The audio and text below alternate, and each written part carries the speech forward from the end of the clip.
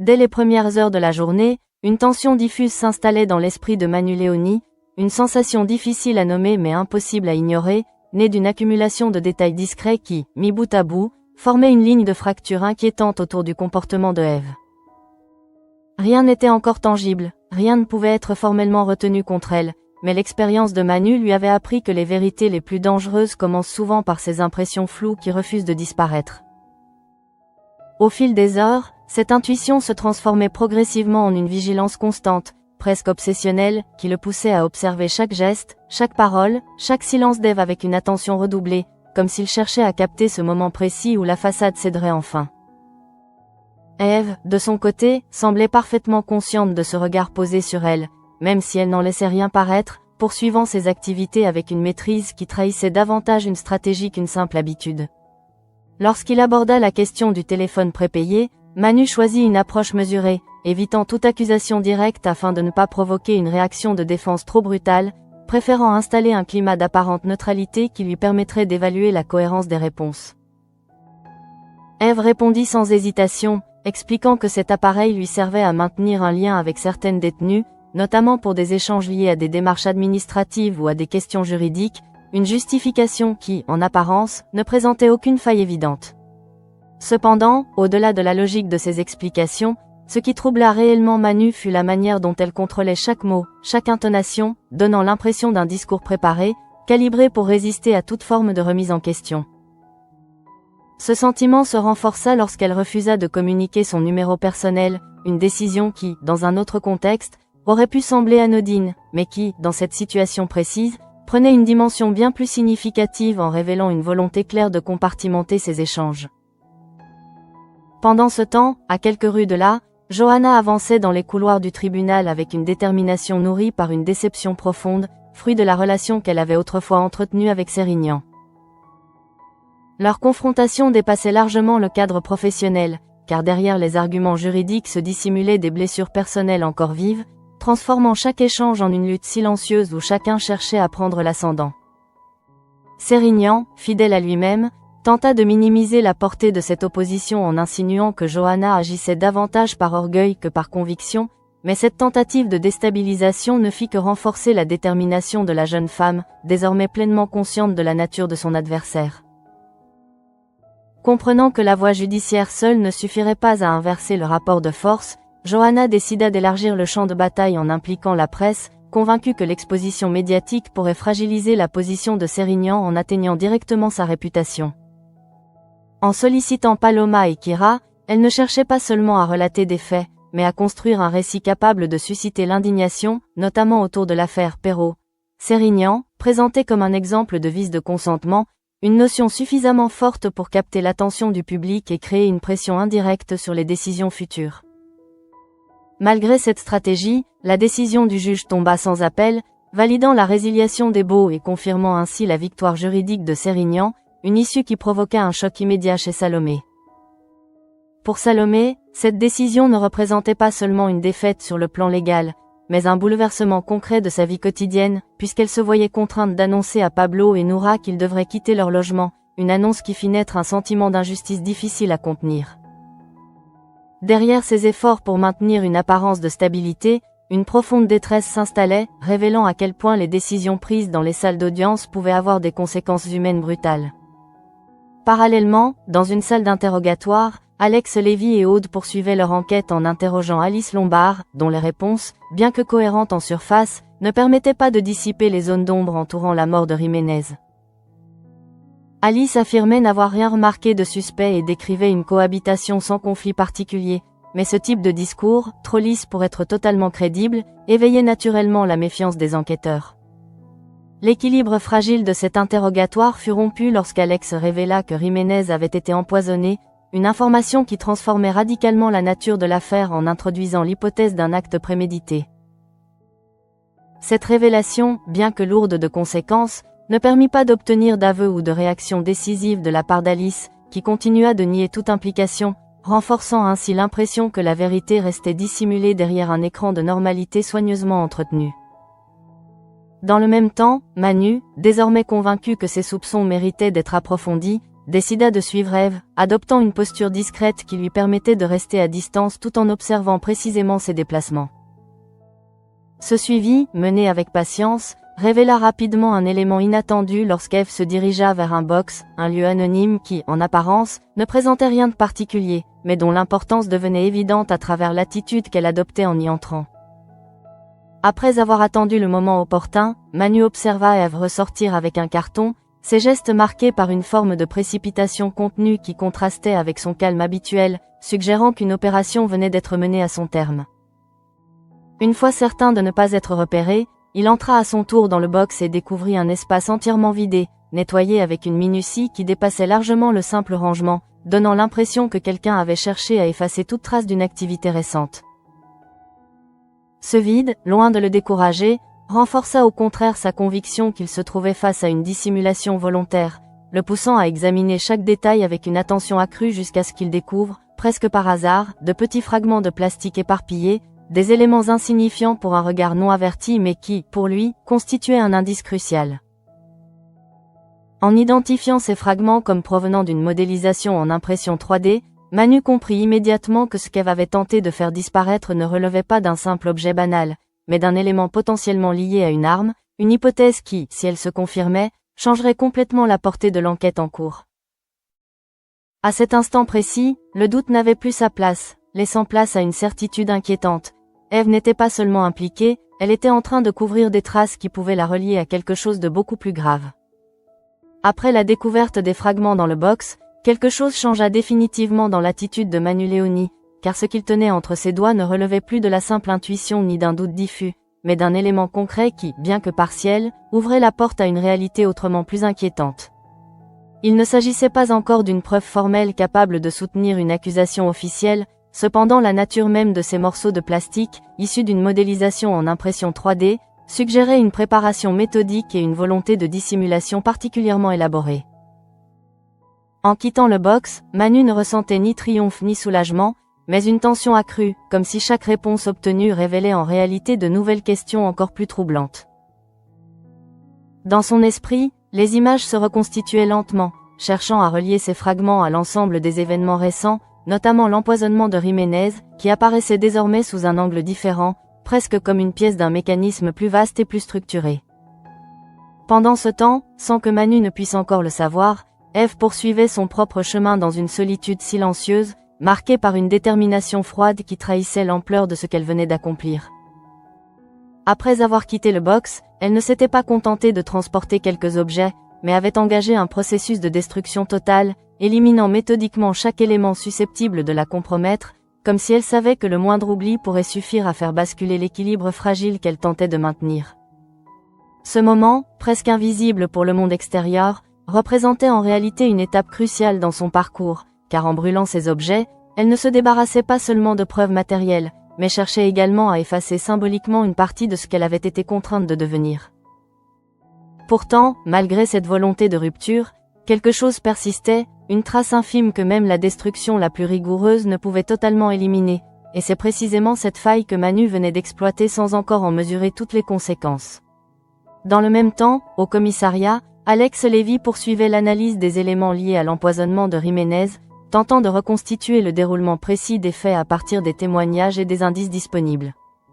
Plus il avançait dans cette reconstitution, plus l'hypothèse d'un acte isolé semblait improbable, laissant place à l'idée d'une intervention planifiée, impliquant une connaissance fine des habitudes et des vulnérabilités de la victime. L'interrogatoire d'Alice Lombard, bien qu'il n'ait pas permis d'obtenir d'aveu direct, avait néanmoins révélé certaines incohérences subtiles, des zones d'ombre qui, mises en perspective avec les nouveaux éléments, prenaient une dimension différente. Alice continuait d'affirmer qu'elle n'avait rien vu, rien entendu, et qu'aucune présence suspecte ne s'était approchée des affaires de Jiménez, mais cette version, répétée avec une constance presque mécanique, renforçait paradoxalement le sentiment qu'une partie de la vérité restait soigneusement dissimulée. Dans cette enquête, chaque personnage semblait évoluer dans une zone intermédiaire, entre vérité et mensonge, entre innocence apparente et implication potentielle, créant une atmosphère où la confiance devenait un luxe que plus personne ne pouvait réellement se permettre. Cette incertitude généralisée compliquait considérablement le travail des enquêteurs, car elle obligeait à remettre en question non seulement les faits, mais aussi les intentions de chacun. Parallèlement, la situation de Salomé continuait de se détériorer, la décision du juge ayant enclenché une série de conséquences immédiates qui affectaient directement son quotidien et celui de ses enfants. L'annonce du déménagement, déjà difficile à accepter, prenait progressivement la forme d'une réalité inévitable, transformant chaque moment passé dans leur logement en un rappel douloureux de ce qu'ils allaient perdre. Dans ce contexte, la colère et l'injustice se mêlaient à une forme de résignation, créant un état émotionnel instable qui rendait chaque interaction plus tendue, plus fragile, comme si la moindre parole pouvait provoquer une rupture. Salomé tentait de maintenir un semblant de normalité, mais derrière ses efforts se cachait une fatigue profonde, alimentée par le sentiment d'être prise dans un système où elle n'avait plus aucun contrôle. Du côté de Johanna, la défaite au tribunal n'avait pas éteint la détermination, bien au contraire, elle l'avait transformée en une énergie nouvelle, tournée vers une stratégie plus offensive. Consciente que le terrain judiciaire venait de lui être défavorable, elle se concentrait désormais sur l'impact médiatique, cherchant à construire un récit capable de fragiliser Sérignan en touchant directement à son image publique.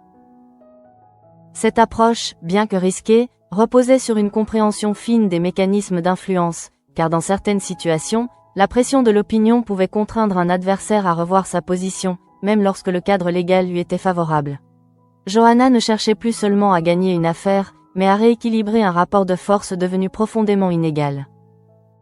Pendant que ces différentes tensions se développaient en parallèle, Manu, de retour au commissariat, commençait à analyser les fragments retrouvés dans le box avec une attention presque obsessionnelle, tentant d'en extraire le maximum d'informations malgré leur état incomplet. Chaque détail comptait, chaque texture, chaque forme, chaque trace d'assemblage pouvait potentiellement révéler la nature exacte de l'objet auquel ils appartenaient. Plus il avançait dans cette analyse, plus une hypothèse se dessinait avec précision, celle d'une arme fabriquée à partir d'une imprimante 3D, un dispositif à la fois discret et difficile à tracer, souvent utilisé pour contourner les systèmes de contrôle traditionnels.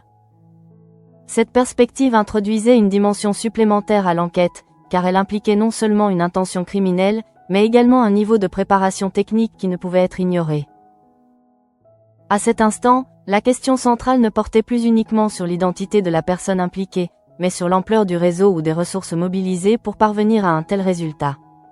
Eve, dans cette configuration, ne pouvait plus être perçue comme un simple élément isolé, mais comme une pièce d'un ensemble plus complexe, dont les contours restaient encore à définir. Dans le même temps, quelque part à l'écart des regards, Eve continuait d'avancer, consciente que le moindre retard, la moindre erreur, pouvait suffire à compromettre l'ensemble de ce qu'elle avait entrepris. Malgré les apparences, elle n'était pas en paix, car derrière la rigueur de ses actions se cachait une pression constante, celle de devoir anticiper chaque mouvement de ceux qui cherchaient à la comprendre. Ce jeu silencieux entre elle et Manu, encore invisible pour les autres, prenait progressivement la forme d'un affrontement inévitable, où chaque décision, chaque geste, chaque omission pouvait faire basculer la situation d'un côté ou de l'autre. Et dans cette confrontation, le temps devenait un facteur déterminant, car plus les heures passaient, plus les possibilités de dissimulation se réduisaient, laissant apparaître, peu à peu, la vérité que chacun tentait, à sa manière, de contrôler. L'évolution de l'enquête commençait à révéler une structure plus dense que ce que Manu Léoni avait initialement envisagé, car les fragments retrouvés dans le box ne pouvaient plus être considérés comme un simple résidu matériel, mais comme le vestige d'un dispositif plus vaste dont les implications dépassaient largement le cadre d'une initiative isolée. En observant ces éléments sous un angle technique, il devenait de plus en plus évident que leur origine ne relevait ni du hasard ni d'un bricolage improvisé, mais d'un processus maîtrisé impliquant des connaissances spécifiques et une planification rigoureuse. Cette prise de conscience modifiait profondément la perception qu'il avait de Eve, car si elle était réellement liée à ce type de fabrication, cela signifiait qu'elle évoluait dans un environnement où la dissimulation, la préparation et la précision constituaient des éléments essentiels. Dans ce contexte, chacune de ces actions prenait une signification nouvelle, comme si les gestes les plus anodins dissimulaient en réalité une logique bien plus complexe. Au commissariat, les analyses se poursuivaient avec une intensité croissante, car chaque élément récolté semblait ouvrir une nouvelle piste sans pour autant offrir de conclusion définitive. Alex Lévy, en recoupant les informations disponibles, tentait de comprendre comment l'empoisonnement de Jiménez pouvait s'inscrire dans ce schéma émergent, cherchant à établir un lien entre les circonstances de l'incident et les ressources nécessaires à sa mise en œuvre. Plus il avançait dans cette réflexion, plus l'hypothèse d'une intervention planifiée s'imposait, car l'empoisonnement, par sa nature même, impliquait une préparation préalable, une connaissance des habitudes de la victime et une capacité à agir sans être détecté. Dans cette perspective, la question ne se limitait plus à identifier un coupable, mais à comprendre les mécanismes qui avaient permis la réalisation d'un tel acte dans un environnement pourtant surveillé. L'interrogatoire d'Alice Lombard, bien qu'il n'ait pas apporté de révélations directes, continuait d'alimenter les réflexions des enquêteurs, car son discours, trop parfaitement aligné sur une version neutre des faits, laissait entrevoir une forme de contrôle qui ne pouvait être totalement naturelle. Cette absence d'aspérité, loin de rassurer, renforçait au contraire l'impression que certaines informations étaient volontairement retenues. Dans le même temps, l'impact des décisions judiciaires se faisait sentir de manière de plus en plus concrète dans la vie de Salomé, dont le quotidien se transformait progressivement sous la pression des contraintes imposées par la résiliation des baux.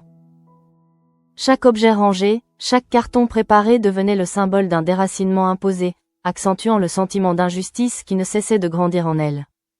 Cette situation créait un climat de tension permanente au sein de sa famille, car les émotions, déjà fragilisées par l'incertitude, se heurtaient désormais à une réalité inévitable, transformant les échanges les plus simples en moments chargés d'une intensité difficile à gérer. Dans ce contexte, la colère ne pouvait plus être contenue indéfiniment, mais aucune issue immédiate ne semblait se dessiner. Parallèlement, Johanna poursuivait son offensive médiatique avec une détermination qui ne laissait aucune place au doute, convaincue que la pression de l'opinion pouvait devenir un levier décisif face à Sérignan. En structurant son discours autour de la notion de vice de consentement, elle cherchait à construire une narration capable de susciter une réaction collective, transformant une affaire juridique en un enjeu sociétal plus large. Cette stratégie, bien que risquée, reposait sur une compréhension fine des dynamiques d'influence, car elle impliquait de déplacer le centre de gravité du conflit, en passant d'un cadre strictement légal à une exposition publique où la réputation devenait un facteur déterminant. Johanna ne se contentait plus de défendre une cause, elle cherchait à modifier les règles du jeu en redéfinissant les termes mêmes du débat.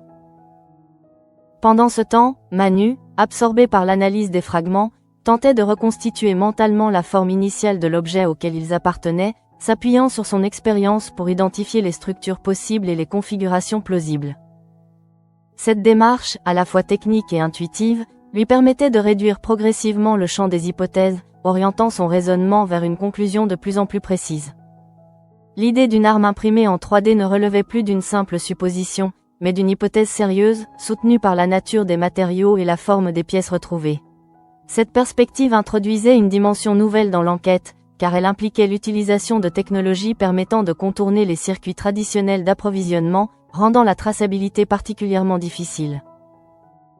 Dans ce contexte, la figure d'Ève prenait une importance centrale, car son implication potentielle dans la dissimulation de ces éléments la plaçait au cœur d'un dispositif dont les ramifications restaient encore à explorer. Elle n'était plus seulement une personne suspecte, mais un point de convergence possible entre plusieurs lignes d'enquête, ce qui renforçait la nécessité de comprendre ses motivations et ses actions. De son côté, Ève avançait dans une solitude de plus en plus marquée, consciente que chaque décision prise la rapprochait d'un point de non-retour, où toute erreur pourrait avoir des conséquences irréversibles. Derrière son apparente maîtrise, une tension constante l'habitait, alimentée par la nécessité d'anticiper les mouvements de ceux qui cherchaient à la démasquer. Cette dualité, entre contrôle extérieur et agitation intérieure, définissait désormais son état d'esprit, la plaçant dans une position où la moindre faille pouvait être exploitée. Elle savait que le temps jouait contre elle, mais elle savait également qu'elle ne pouvait pas revenir en arrière, car ce qu'elle avait entrepris dépassait désormais le cadre d'une simple décision individuelle. Ainsi, sans que les autres personnages n'en aient pleinement conscience, une confrontation silencieuse se mettait en place entre Manu et Ève, une opposition faite d'observation, de déduction et de stratégie, où chacun tentait d'anticiper les actions de l'autre sans jamais révéler ouvertement ses intentions. Cette tension, encore invisible, annonçait pourtant un basculement imminent, car dans ce type de jeu, l'équilibre ne peut être maintenu indéfiniment. À mesure que les éléments s'imbriquaient les uns dans les autres, l'enquête prenait une tournure de plus en plus complexe, car ce qui apparaissait au départ comme une série d'événements isolés révélait désormais une cohérence inquiétante, suggérant l'existence d'un fil conducteur encore invisible mais pourtant bien réel. Pour Manu Léoni, cette évolution ne laissait plus de place à l'hésitation, car chaque nouvelle information venait renforcer l'idée qu'il ne faisait plus face à une simple anomalie, mais à un système structuré dont les ramifications dépassaient largement le cadre immédiat de son enquête. Dans cet enchevêtrement de faits, la figure de Ève occupait une position de plus en plus centrale, non pas parce qu'elle avait été directement accusée, mais parce que ses actions, mises en perspective avec les découvertes récentes, formaient une trajectoire difficile à ignorer.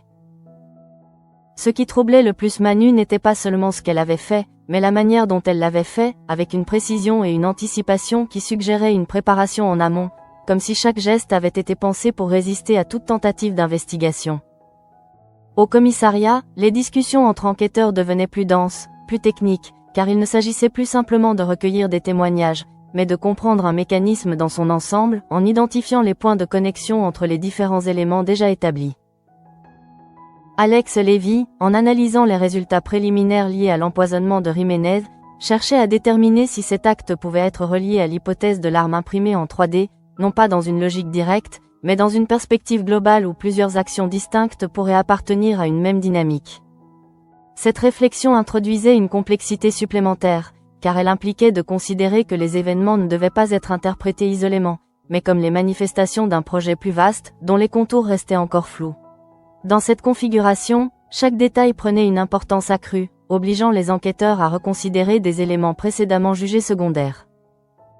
L'attitude d'Alice Lombard continuait d'alimenter cette impression d'un puzzle incomplet, car son discours, bien que cohérent en apparence, ne permettait pas de répondre aux questions fondamentales qui se posaient désormais.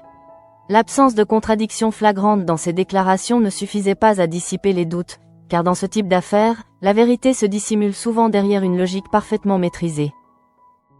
Pendant ce temps, la situation de Salomé atteignait un point de tension particulièrement élevé, car la mise en œuvre concrète du déménagement transformait progressivement une décision abstraite en une réalité tangible, imposant un rythme qui ne laissait plus de place à l'espoir d'un retournement de situation.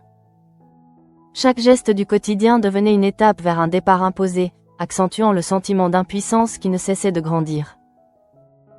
Dans ce contexte, les relations au sein de la famille se fragilisaient davantage, car les émotions, déjà mises à rude épreuve, se heurtaient désormais à une contrainte extérieure impossible à contourner.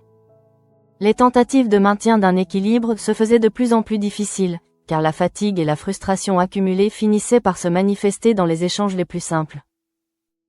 Du côté de Johanna, la stratégie médiatique commençait à produire ses premiers effets, non pas sous la forme d'un changement immédiat de position de Sérignan, mais à travers une visibilité accrue de l'affaire, qui attirait progressivement l'attention de nouveaux acteurs. Cette exposition, bien que contrôlée, introduisait une pression indirecte susceptible d'influencer les décisions futures, en modifiant le contexte dans lequel elles seraient prises. Johanna, consciente de cette dynamique, poursuivait ses efforts avec une rigueur méthodique, cherchant à structurer son discours de manière à maintenir l'intérêt tout en renforçant la crédibilité de son argumentation. Elle ne se contentait plus de réagir aux événements, mais cherchait à les orienter, en utilisant chaque levier disponible pour rééquilibrer une situation qui lui avait été défavorable sur le plan juridique. Pendant ce temps, Manu, immergé dans ses analyses, poursuivait la reconstitution mentale de l'objet auquel appartenaient les fragments retrouvés, affinant progressivement son hypothèse à mesure que de nouveaux éléments venaient confirmer certaines caractéristiques techniques. Cette démarche, à la fois patiente et rigoureuse, lui permettait d'approcher une conclusion sans pour autant disposer de l'ensemble des pièces nécessaires à une validation définitive. Plus il avançait dans cette réflexion, plus il devenait évident que la fabrication d'une arme en impression 3D impliquait non seulement des compétences spécifiques, mais également un accès à des ressources matérielles et logicielles adaptées, ce qui réduisait considérablement le nombre de profils susceptibles d'être impliqués. Cette réduction du champ des possibles constituait une avancée significative, même si elle ne permettait pas encore d'identifier formellement un responsable. Dans cette configuration, Ève apparaissait comme un point de convergence incontournable, car son implication dans la destruction des preuves la plaçait directement au cœur du processus, même si son rôle exact restait encore à déterminer. Elle pouvait être à l'origine de l'ensemble de l'opération, ou bien n'en être qu'un élément intermédiaire, mais dans tous les cas, sa position ne pouvait plus être considérée comme périphérique. De son côté, Ève continuait d'avancer avec une détermination silencieuse, consciente que chaque instant la rapprochait d'un moment où les apparences ne suffiraient plus à la protéger. Derrière le contrôle qu'elle affichait, une tension constante persistait, alimentée par la nécessité de maintenir une cohérence parfaite entre ses actions et ses explications. Cette situation la plaçait dans une position extrêmement fragile, car la moindre incohérence, la moindre hésitation pouvait être exploitée par ceux qui cherchaient à comprendre ce qu'elle dissimulait.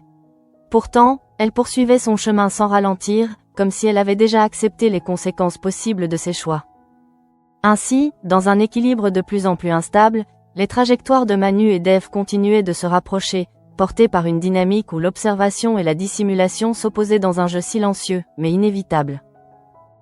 Chaque décision prise d'un côté trouvait une résonance de l'autre, créant une tension croissante qui annonçait un basculement imminent, car dans ce type de confrontation, le point de rupture finit toujours par être atteint. À ce stade de l'enquête, les certitudes partielles accumulées par Manu Leoni commençaient à former une structure suffisamment cohérente pour orienter ses décisions, même si certaines zones d'ombre subsistaient encore. Ce qui le frappait désormais, ce n'était plus seulement la nature des indices, mais leur convergence, comme si plusieurs lignes jusque-là indépendantes s'étaient progressivement alignées pour révéler une trajectoire unique, dont Eve constituait le point central. Dans cette dynamique, Manu ne pouvait plus se contenter d'observer à distance, car le temps jouait un rôle déterminant dans l'évolution de la situation, réduisant chaque jour les marges d'erreur et les possibilités d'intervention. Il comprenait que plus l'attente se prolongeait, plus Eve avait l'occasion de consolider ses dissimulations, voire de faire disparaître les derniers éléments susceptibles de l'incriminer. Cette conscience du facteur temporel introduisait une pression supplémentaire, l'obligeant à envisager des actions plus directes, tout en évitant de compromettre une enquête encore fragile. Au commissariat, les analyses techniques avançaient lentement, mais chaque avancée, même minime, venait renforcer l'hypothèse d'une fabrication structurée autour de l'impression 3D, un procédé qui, par sa discrétion et sa flexibilité, offrait des possibilités difficilement détectables par les systèmes classiques de surveillance. Cette réalité obligeait les enquêteurs à adapter leurs méthodes, en intégrant des paramètres technologiques qui n'étaient pas systématiquement pris en compte dans ce type d'affaires. Alex Levy, en croisant les données disponibles, cherchait à identifier les profils susceptibles de maîtriser ces outils, tout en restant attentif aux interactions entre les différents suspects, car il devenait évident que l'isolement d'un individu ne suffisait pas à expliquer la complexité des faits observés. Dans cette logique, l'empoisonnement de Jiménez apparaissait de plus en plus comme une pièce d'un ensemble plus vaste, possiblement lié à une stratégie globale visant à atteindre un objectif encore indéfini.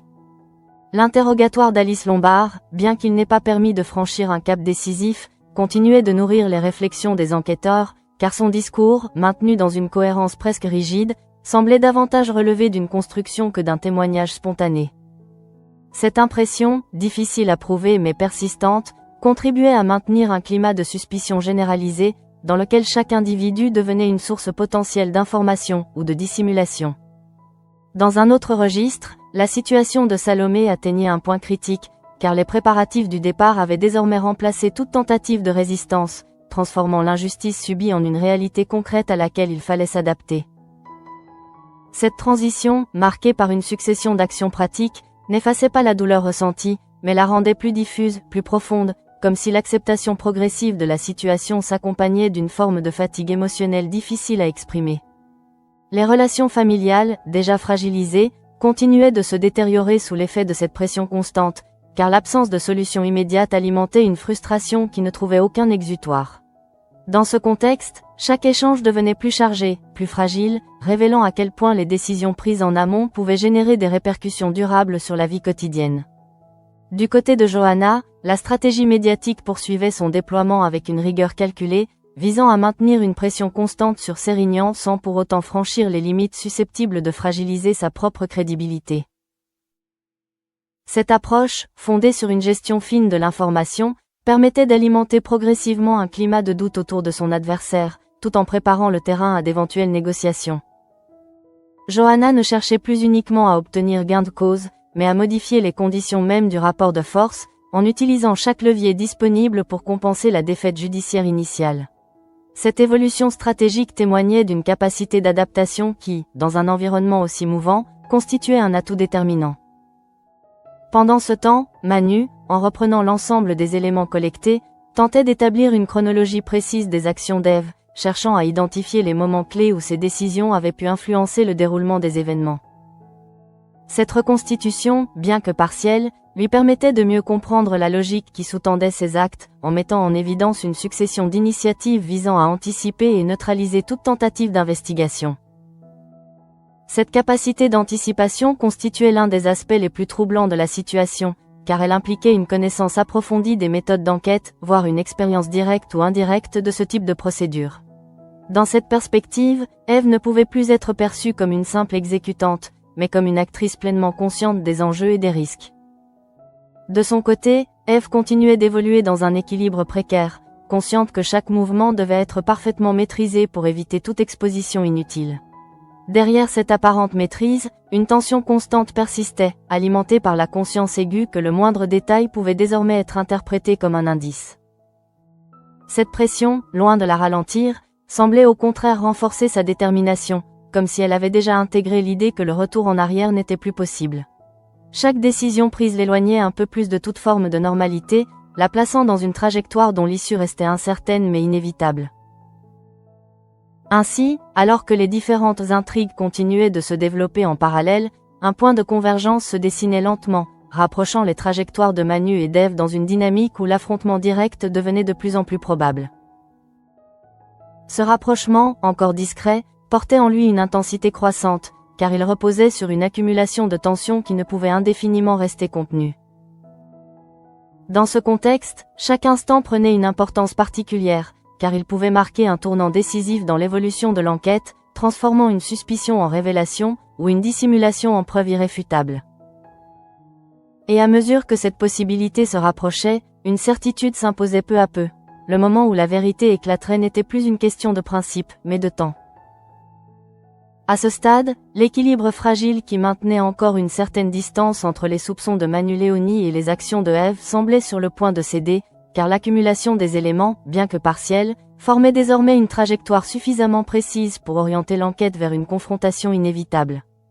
Ce qui, au départ, relevait d'une intuition personnelle s'était progressivement transformé en une conviction structurée, nourrie par des indices concrets et des incohérences persistantes.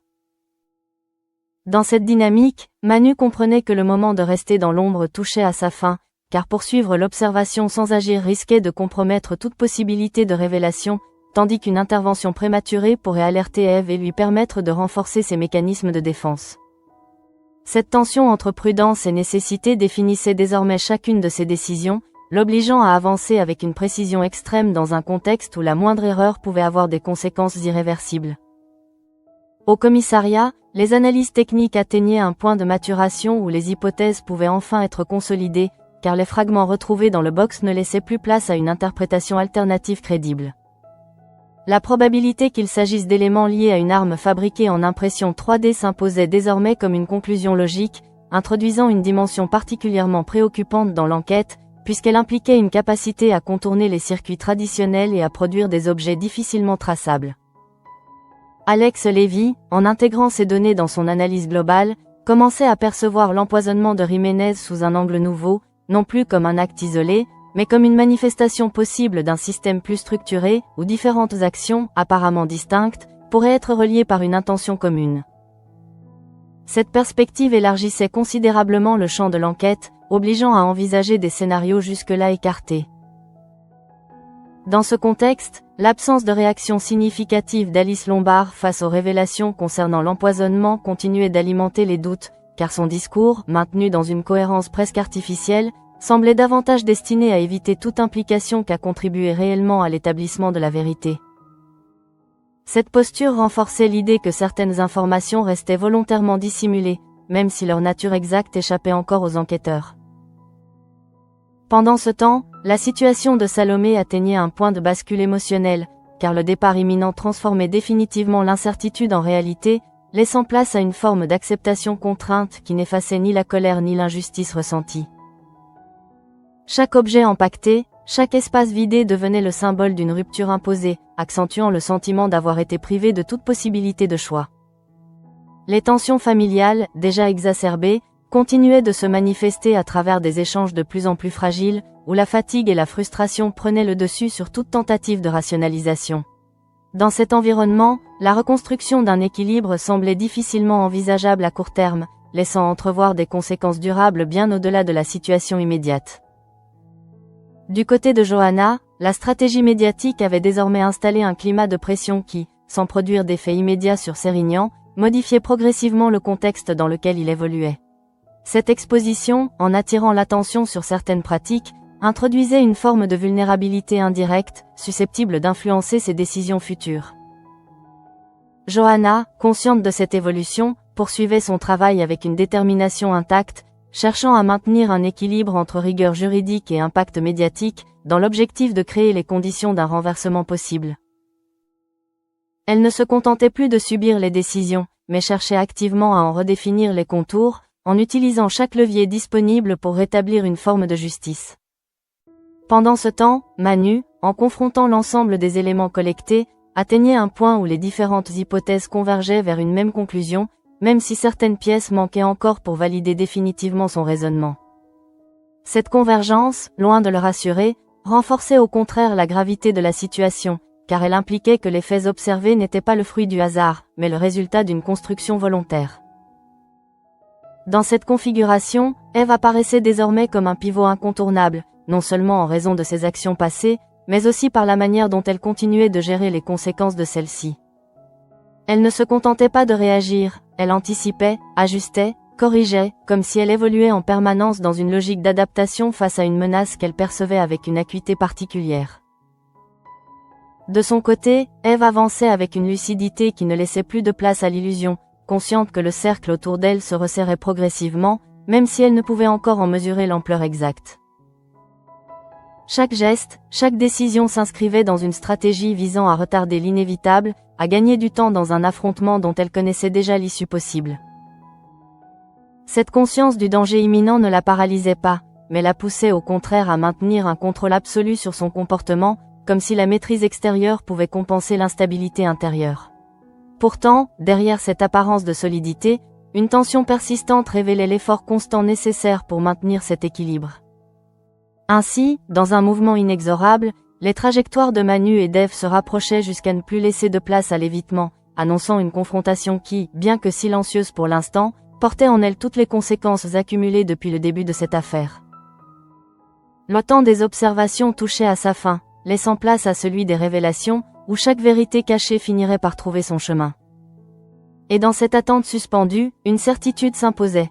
Ce qui avait été dissimulé avec tant de soin ne pourrait rester enfoui indéfiniment, car dans un monde où chaque détail compte, il suffit parfois d'un fragment oublié pour faire s'effondrer l'ensemble.